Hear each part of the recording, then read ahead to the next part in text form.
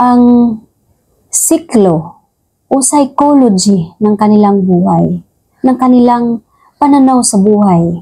Sa panahon ngayon, maraming naguguluhan, maraming hindi alam kung anong landas ang tatahakin dahil walang malinaw na direksyon. Lalong-lalo na kung ang mga paligid mo ay walang direksyon din sa buhay. Sana dapat sa isang pamilya, sa bawat tahanan, may isang tao na naiiba sa lahat.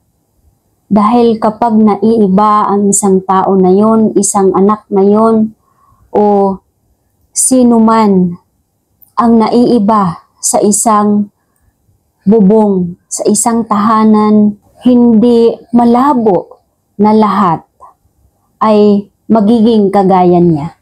Minsan, kailangan ng leader, kailangan ng energy, kailangan ng magpapalakas, lalong-lalo na kung nanghihina ka na, lalong-lalo na kung mahina ang loob.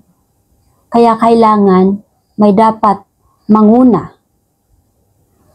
Manguna para magturo, para ma-share yung kanyang storya sa buhay. Hindi man lang tulong about financial, pero yung action, yung pagiging confident mo, at pagiging strong person mo, at strong personality, ay malaking bagay na yun. Napakalaking bagay na tulong iyon para magbago ang pananaw ng mga tao na nasa paligid mo. Kaya sa mga tao na pinipili nila ang kanilang sarili na maging leader, na maging actually yung mga breadwinners, yung mga providers ng tahanan, sila yung mga leader. Sila yung pangulo ng tahanan.